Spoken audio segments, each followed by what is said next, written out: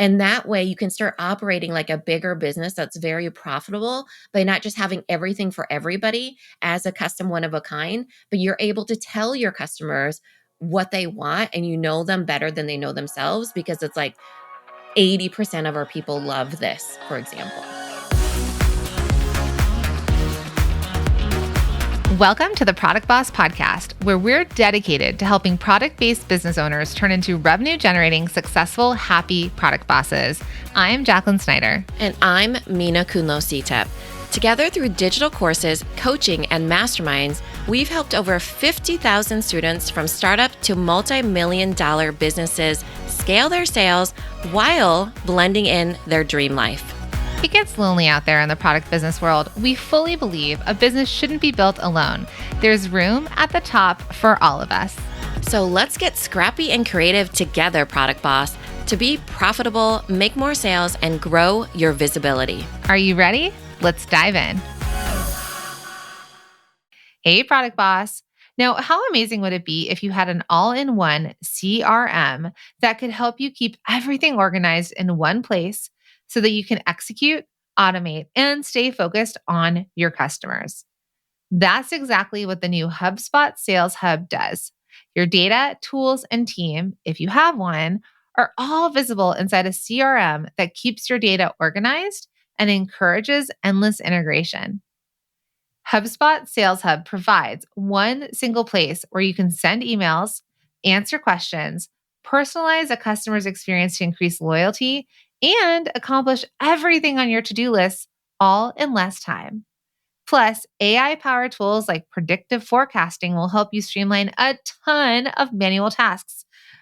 This is so needed, especially in your busy time of year, Product Boss. And here, the best part is it's so easy to use. It gives you a simple and powerful view into every aspect of your business so you can continue to focus on what matters most, your products and your customers. With Sales Hub, closing deals is no big deal. Try the world's smoothest CRM at HubSpot.com/sales. Hey friends, welcome back to another episode of The Product Boss. This is Jacqueline and Mina, and we want to dig into sort of, I feel like, a pain point for so many of our listeners. We've recently done a poll and we were asking our community and our listeners and those of you on our email list, how do you see yourself? What do you represent as in terms of a business owner? And such a large majority of the response were a lot of you out there see yourself as an artist, a creator of one of a kind and custom products. Now we have everyone else. We've got bakers and food businesses. We have product resellers, manufactured products, people who are direct sellers, people who are selling direct to consumer.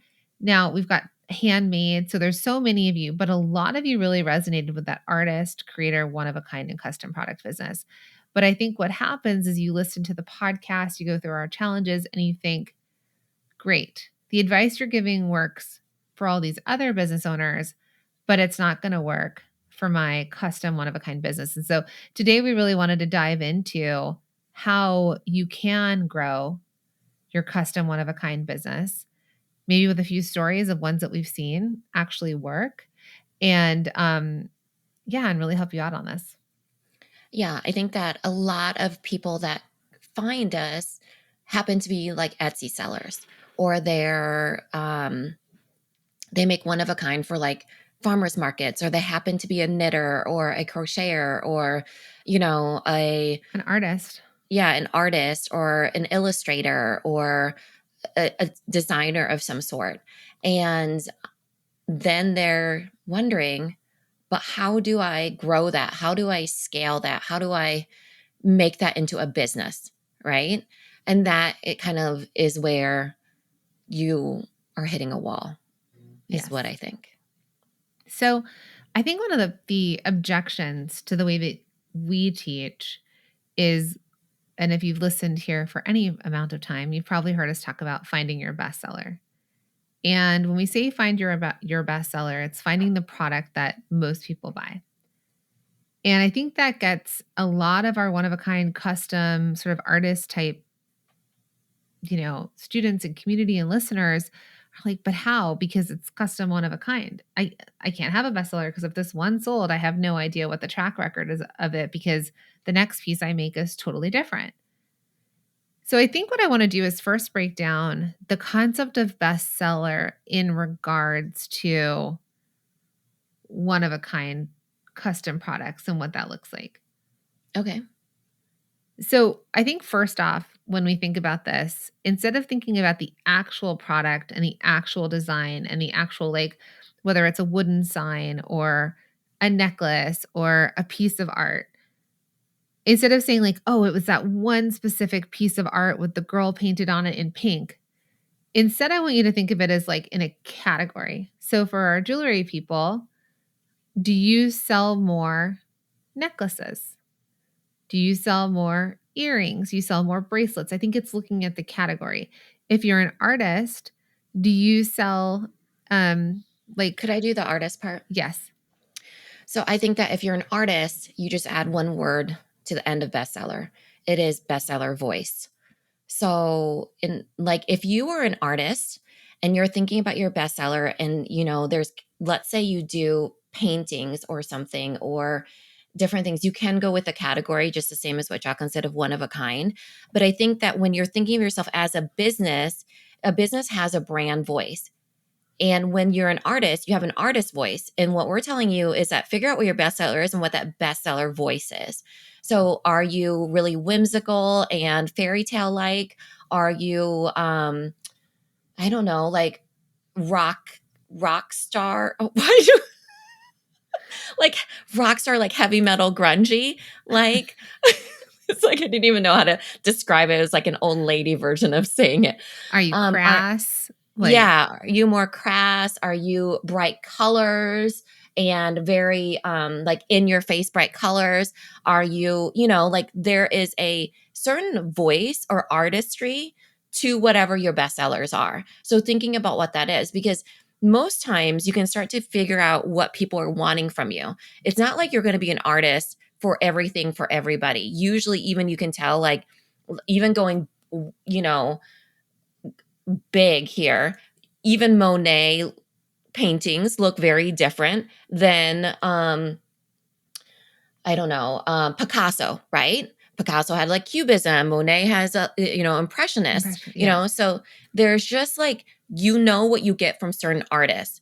It's not like they're painting everything under the sun. You need to figure out what your artist voice is through your bestseller. I think Yeah, that's so it too. I had done like a VIP day with Cassandra. We'll link her link down below in the show notes. And she's an artist. She's watercolor, and she really understands like botany and like natural plant life of California. And so she paints that a lot. She paints birds, butterflies. Actually bought you a piece from her. And birds, butterflies, some flowers, and then there were some random things like a rabbit, things like that, right? And now she paints one piece and she can obviously duplicate it and turn it into a greeting card or a print. But when thinking about what she's known for and what always sold really well for her butterflies sell really well. So what does that mean? That means that she should keep painting butterflies, even if they're one of a kind paintings. And obviously, if she really loves one, she could turn it into prints, and that's how you duplicate it. It means that people want butterflies from her. And can she be known for butterflies? And then I think secondary was birds. And then I think third, she was realizing like her cacti sold really well. And probably because cacti was really trending as like an art piece on the wall for a while. So when you can see that, it does not necessarily even the size of the product, even though especially for art, like it depends on the size and like the cost of it all. So maybe her smaller pieces might sell more than a really large piece that would be a couple $1,000 investment. But I say this because I think when you're saying what the voice is, it's like she's not just a watercolor artist. She Mhm. specifically paints things that have a reason behind it, but also she can see that the customer is really attracted to a certain category of what she's painting. And like you're right, she uses a lot of color and the richness of the way she paints in watercolor. It's very rich feeling. It's not as like light in terms of watercolor. So even that aesthetic would be something that drew a customer in. Yeah, and I think that now that she knows that, right? She knows that people want butterflies and they want birds, then she's understanding, okay, these are my best sellers and they like it in this medium, which is watercolor with bright colors. And it might be where she starts talking about them more and developing stories. So, when you're thinking about art, a lot of times an artist's voice and one of a kind, people like the story behind things, what the bird represents to them, what the butterfly represents to them, what the color represents to them. And I think that, while Jacqueline and I are telling you, yeah, there is a bestseller out of there, that doesn't mean that we're pigeonholing you to only do butterflies and you're like a mass production factory cranking out butterflies. You know, it's that you get to build this business how you want to. And the way that you do it is by using your skill sets as an artist to go down the path that your customer wants from you and Mhm. that they're willing to buy from you. And that is how you become a profitable artist and one of a kind maker. So we saw this with another student. I don't remember her specifically, but she was doing like painted maps of the states. And she was making all this other art, all types of art.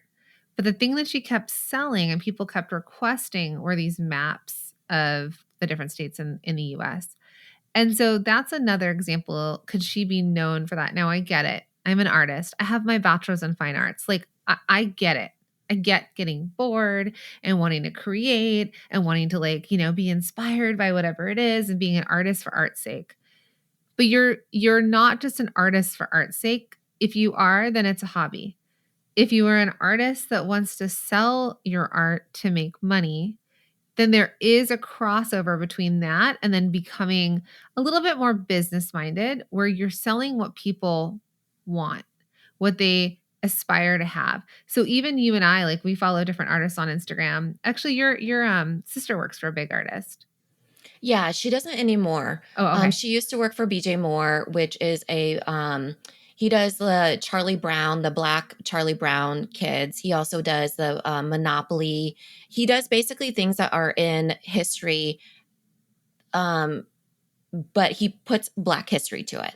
And he has a certain style, a certain story. I actually have a piece from him that's called Crown of Flowers, and she's wearing like a crown of flowers on her face and or on her head, and her face, her expression tells a story of its own. And he does certain mediums. He's known for Out of the Mud, and he is so profitable. You know why? Because he found his voice, and people started expecting this really painful but beautiful story of how of basically Black history woven into his pieces in a very gritty, painful way too. Like he has, like I said, Out of the Mud and everything. I Now, think go ahead. I want to bring up this artist that I saw on TikTok that. I just want to add on Uh-huh, to his story really fast. So mhm, he what you kind of went over it and people don't understand, but the peanut characters, uh-huh, he painted them as Black children, like Black mhm, characters, because right. that wasn't represented in the peanut characters. What I thought was really interesting, and obviously he's moved on past that phase. He doesn't necessarily continue to paint them because he's truly an artist, but He does he continue to paint oh, them he though. does? Okay. But he Yeah. created, like, little dolls as well that he Hmm. sold out Yep. of the characters represented as Black children and sold out. So he knows that, let's just say, taking pop culture or taking culture that was maybe represented in, like, without representing the Black community, that then he decided to bring that in and then show it in a different way. So you actually know very decisively if he is your artist or not your artist, if you're going for Hmm. that or you're not going for that, right? And so it's very much represented as something. So when you ask how do you find a bestseller, you become known for something. So Yes. Cassandra can be known for the person who really understands like flora and fauna of California, and people, and especially Californians, there's enough of us here that, or people who moved away and they wish that they could take a part of California with them, that they would then know, okay, Cassandra has what I want. Now, there's going to be the fringe people who just like a painting for painting's sake, but she just has a voice and you know why you're going to her. And that's how you start to grow art. So tell us about this TikTok artist. So, if anybody knows who I'm talking about, he went viral for this, and he's an Asian guy. Okay. So, this is what he would sell. So, he went viral for these white ceramic fortune cookies. They Mm. went wild. Like, he would leave them around the city. He was an artist, he was a ceramicist, but he went viral for these fortune cookies. And when I went to his site to go buy them, he would come out with like drops of them, and it was like 4 for $22. Oh my gosh, 4 for $22. And then not only that, he kept that price the same, and he was very vocal about that. He wanted it to be accessible to everybody. He got thousands of orders, and he basically burnt himself out. And now he's just like, this is my last time I'm doing this. He was really artist for artist's sake. It took every piece of me to be like, Not to coach him? not to coach him, especially him being an Asian guy, because you could tell there was mindset issues happening. He was very much of the fact that he had become an artist, and there was a love and pain that needed to be part of his process. And he wasn't willing to raise his prices. It sure didn't seem like it, but also he took a very hard stance against people who charge too much for their art. And I think that that's a whole disservice to the entire industry of art, you know? And, you know, because it's like he was very vocal about that. I can't believe people charge this much. I really believe that you shouldn't even be charging for shipping. Hello, have you ever run a business? You absolutely need to be charging. And as an artist, if you ever want to be anything besides art for art's sake or a starving artist, then you actually have to put on your business hat. And it was really hard for me to watch. Like, I had to like unfollow him because he was so against being a profitable artist. Now, for all of you that are out there listening, we have seen so many successful artists that have changed the world because they've done a service of bringing their art to the world.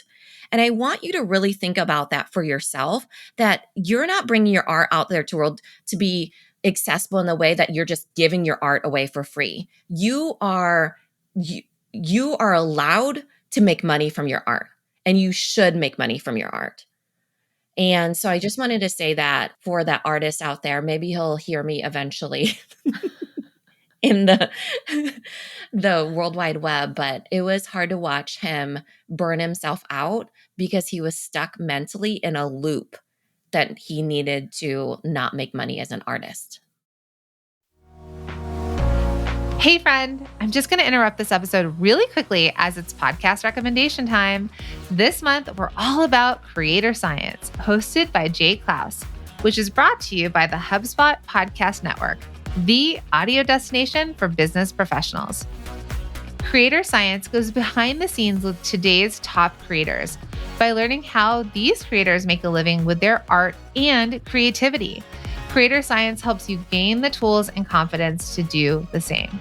In one of his latest episodes, Jay interviews Tori Dunlap, the founder of Her First 100K, to help women fight financial inequity by giving women actionable resources to be better with their money. They discuss Tori's journey and how she went about being able to write her first book. It was such an inspiring episode. I'd love for you to take a listen. So, listen to Creator Science wherever you get your podcasts. Now, back to the show.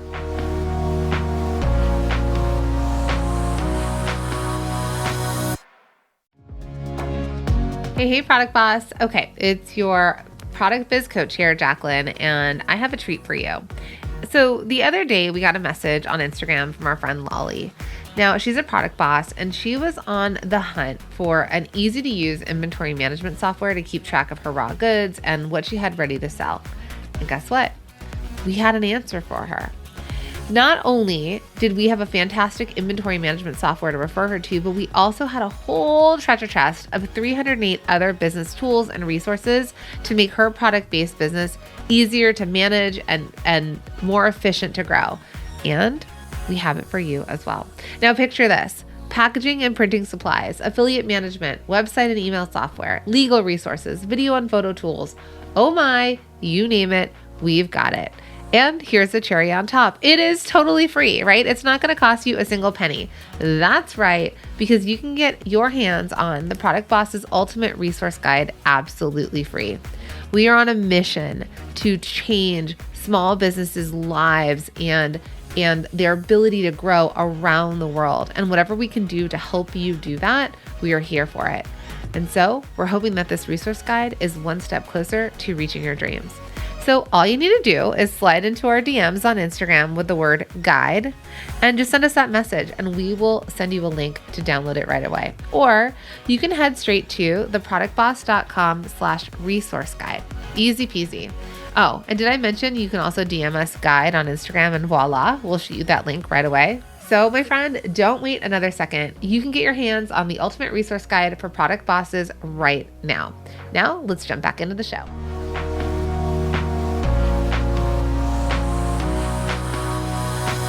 I think, and also if you get caught in the Etsy mindset, because there are a lot of artists or custom or, people who have created something and in the Etsy mindset, because there also is the world of Etsy where you look at what other people are making and you make it yourself and try and sell it, but then they price compete on like, how can I make that cheaper versus being the place. I know when I came out with Cuffs Couture, which was my product business, I couldn't trademark the name because it was too descriptive.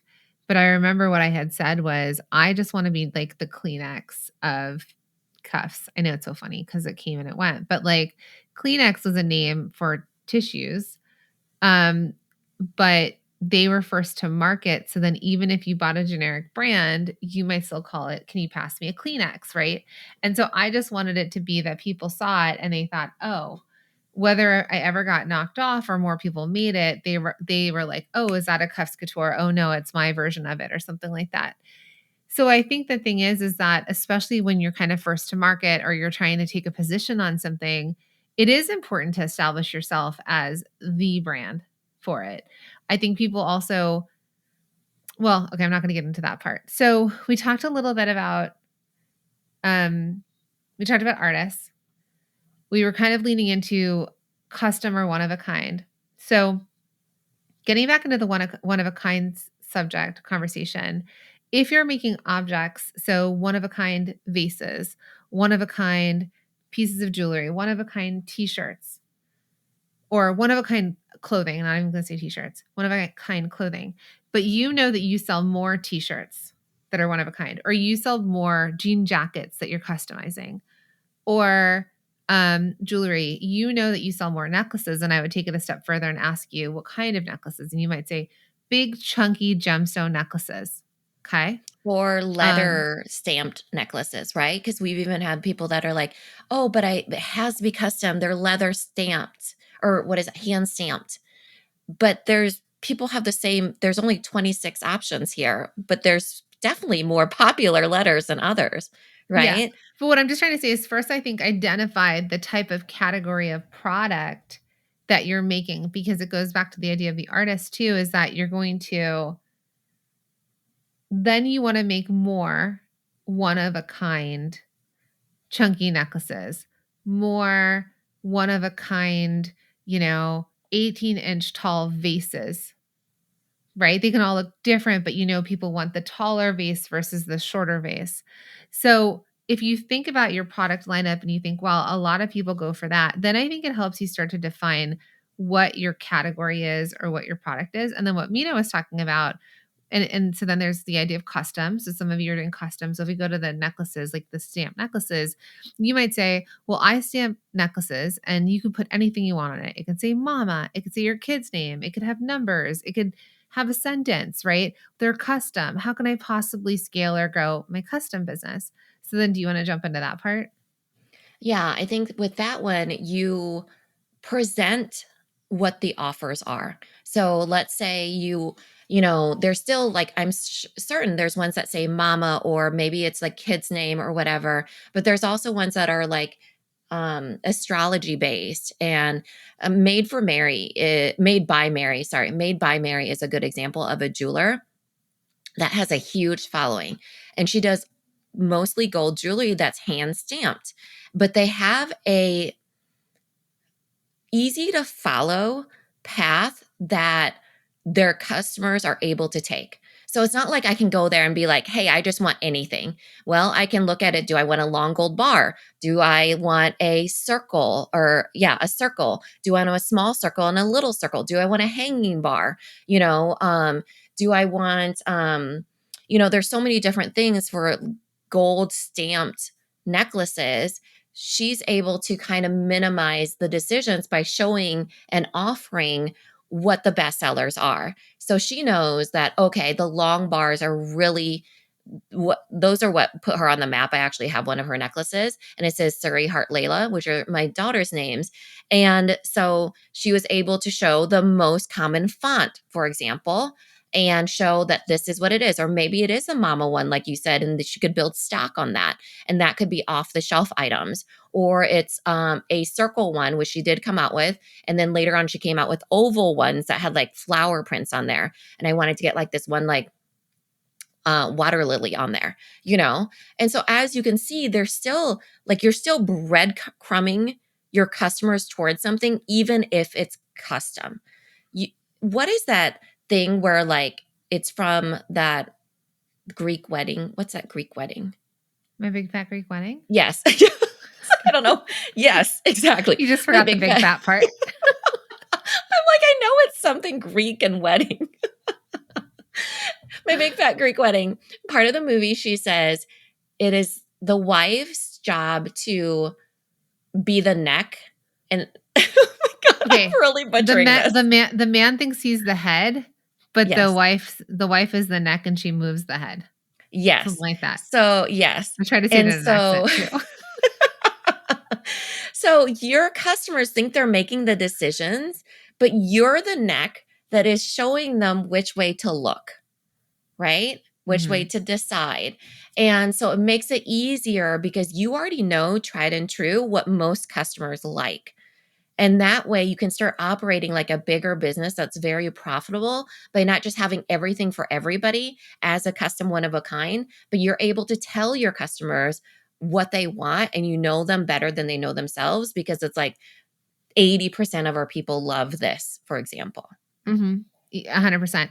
People want you to tell them what to buy, and a lot of times they wanna know, um, what other people are buying. That's why they wanna know what a bestseller is, and that's why they wanna know what a, customer favorite is. Because if they're new to you, they it's hard for them to make a decision, and they're like, "Well, what are other people going for?" It's the same way that I'm that annoying, patron at a restaurant where a waiter comes over and I'm like, "What do you recommend?" Right? And then they might have a totally different palate than me and I'm like, "None of that's helpful," or it's all helpful. And then I'm like, "Oh, I'll just take that." Right? That suggestion makes a lot of Or sense the to me. unhelpful, because I've been with you where they're like, "Oh, I don't know, that's good too," and they have no opinions. So it's like meeting that, let's say, quote unquote "business owner" that has no path for you to take, Yeah. which is the You go worst. up and you're like, "Hey, so what do you recommend? Like I have to buy a gift for my mom. Like what do you recommend?" And they're like, "Well, they give you a whole bunch of whatever," or they say to you, "Well, customers love these. They really love the gold, 18-inch chain with the bar and you could stamp your mom's name on it or her initials or whatever." And you'd be like, "That's a great idea." Or, I don't know, she doesn't really wear gold, she wears silver. Cool. Well, we have it in silver too. So, the more I think that you all get to know your customers and you pay attention to their behavior, you pay attention to what they're looking at, reaching for, what you're selling more of. I don't care if you've sold 3 pieces, 300 pieces, I don't care how many pieces you've sold. Especially if you're in person, you're going to get a lot of kind of like feedback that you'll be able to watch. And I want you to pay attention to that.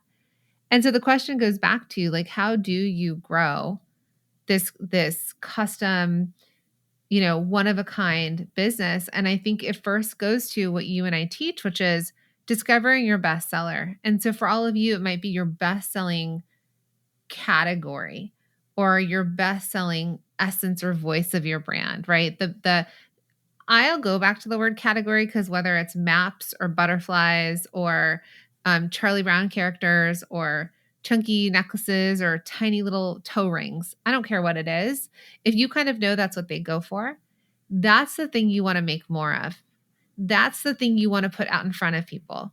So it's not like, oh, they really love a chunky necklace. I'm now going to make a chunky bracelet. No, make more chunky necklaces, right? They want the necklace, keep selling them the necklace. Do not get confused and think you're going to come out with something else. Oh, they love butterflies. I'm going to start painting groundhogs. No, right? Like stay with what they're telling you. You want to sell something until they don't want to buy it anymore. I want you to be sick of it before your customers are sick of it. And when your customers are sick of it, it means that it will have sold and sold and sold and sold. And then sales start to decrease. Going back to the Juicy Couture tracksuit. You think that those two people wanted to make another velour tracksuit? Think back to the 90s, my friends. We all had one. No, they didn't want to make it. But for $200 million, they sold that company off of velour tracksuits that have made a recent comeback. So they were over it, but customers still wanted to buy it. So you better keep selling the things customers want to buy. If you've got a home run, keep it going just in your Until own you version. hit your first million. Like, Yeah, let's get you seriously. to $1 million. Yeah, let's put a target on it. First million, because the thing is like, you know how we're big fans of Farm Rio. So I Mhm. wore one of my Farm Rio dresses out and I was going to Sephora, which is in Kohl's, right? And one of the girls at Sephora was like, "Oh my God, I love your dress. What is it?" I was like, "It's Farm Rio. It's like they do like resort wear and they're really cool. They're a really cool brand." And she was like, "What is it again? What Rio?" And I was like, "Farm Rio." It astonishes me with how much I talk about Farm Rio, how much you talk about Farm Rio, the amount of people that don't know about Farm Rio. Mhm. And And how many so millions of dollars they make. exactly. And it maybe you may be thinking like, "Oh, there's everybody knows about my brand." And the Farm Rio people might be thinking, "Oh, everybody knows about my brand." There's 350 million people in the United States alone. You better believe that only like 1% of them has probably heard of even Farm Rio, you know? So I think for all of you, when you're thinking about, "Oh, I'm sick of talking about this," talk to us again after you've hit $1 million, because then maybe that's when you start thinking about, "Oh, okay, should I expand on my brand or whatever it is?" But until then, should just keep on selling the same things that you've been selling that people want, because there's probably, for example, even though I have like a butterfly piece, for example, from Jacqueline, right? That doesn't mean that I'm not going to buy another one. That doesn't mean that I won't know other people that will want a butterfly painting. Just goes to show you that there's so many people out there that don't even know that she offers butterflies or birds, right? Yeah. And they might not even care about the story even so, right? Because they might like the object. I want to bring up, because I was just recently in Nashville. I don't know if I even told you, but I went by Anne's store. Did I tell you? Uh-uh. Okay, so Yearly Co. She was one of our very first mastermind students. This is Anne of Yearly Co. out of Nashville. And Mina and she messaged us and she's like, we were instrumental in her growth because when we first started working with her, she was selling gold jewelry. Um, and she had like a $750,000 a year. And within 6 months, she got to $2 million after taking like the advice that we gave her. And I mean, she's buying, she has an amazing business. Okay. She doesn't make the stuff anymore. She's got a team of jewelers. She's got people running her store. I didn't even see her because she was with her kiddos while people were running her store, not one, people. So she truthfully, it was kind of she's a custom business. She still is a custom business. She makes bangles, gold bangles for every year of your like it And started hand as hammered anniversary, ones, hand truly hammered, like artist, all handmade bangles. And she was making rings and necklaces and all this stuff before we started. But what she did is, and sure, she was close to $1 million, but she was selling solid gold. So that already raises the price point. But when she really took the shift was when she leaned into what are people buying? They're buying the bangles. So she doubled down on the bangles. She stopped trying to sell the rings and the earrings and the necklaces and all that stuff. And at that point, and she went back to her bangles and she came up with lots of variations: a skinny twist, a thick twist, a skinny plain band, a thick band, one that you could add diamonds or semi precious stones to, ones that you could add your name to. Um, all sorts of ones. She came out with birthstone ones. So it was all these different variations. They are still custom. When I went to the store, the majority of the stuff in the store was not to walk out of the store with. It was not like off the shelf, I'm going to buy a gold bracelet and leave, like a typical jewelry store. Most of it was customized. And people who came in, it was a little bit treated like a showroom. And people who came in were going to place an order for a custom piece of jewelry. And she has scaled to millions upon millions upon millions of dollars. And she did do that first with the bangles. And now, like Mina said, you get to your first million. Now, sure, she's brought bracelets or necklaces and earrings and rings. She's a full jewelry brand. But the thing that grew her was custom bangles. Also sizing. You get a sizing kit. You put them on your arm and you decide what size you are. So this wasn't like an easy sort of thing, but she just leaned in and was known for something. And then people were like, yeah, that's what you go to her for. That's what you go to her for.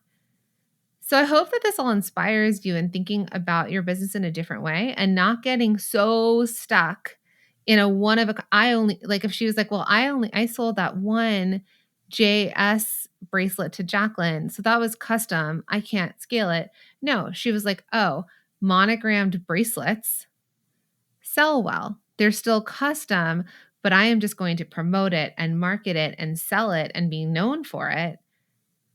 And then that was the thing that grew her business.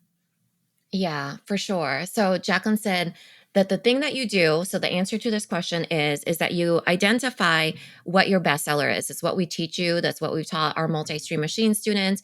And then what do? You focus on it. You prioritize it. So once you discover what it is, and this is going to be the resistance part for some people, is that, but how do I focus on it? So we just taught you all the ways how you focus on it, and then you prioritize it, meaning that, okay, this is my, category that I really want to lean into. So I'm going to show it in, my bestsellers section. I'm going to talk about it more. I'm going to get customer reviews. I'm going to do offerings around it. All those different things that really show that you're focusing on your bestsellers. And even though they're custom, there is a bucket that it's falling into, right? And you focus on that. Yeah, absolutely. I hope that this is clarifying and helpful to all of you. If you're not already following us over on Instagram, follow us at The Product Boss. Send us a DM. Let us know if you are an artist, one of a kind, and tell us in the DM what you think your category could be. I'd love for that to be your homework. Listen to this, think about like, okay, I'm still custom, one of a kind, but I think that I can be known for X, and shoot us a DM. We want to know. Thanks, everyone.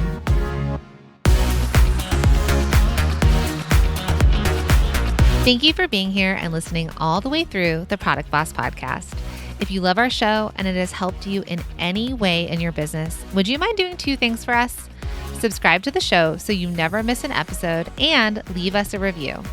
Reviews help other product entrepreneurs know that this is the place to be to grow their businesses and realize that they're not alone. And we know that you all know that a 5-star and honest review helps you sell more products to more people. So you know that your reviews help us reach more listeners around the world. Remember, what we give is what we receive, and we are all about helping each other in the Product Boss community. We are all in this together. We would be so appreciative of you if you could take the time right now to subscribe, leave a review, and even share this episode on social or someone you know so we can impact more lives. And remember, subscribing means that you will get notified each time we release a new episode so you never miss a thing. You have helped us grow and climb into the top 10 of all marketing podcasts, and together we can keep climbing. Thank you, friends. And remember, there is room at the top for all of us.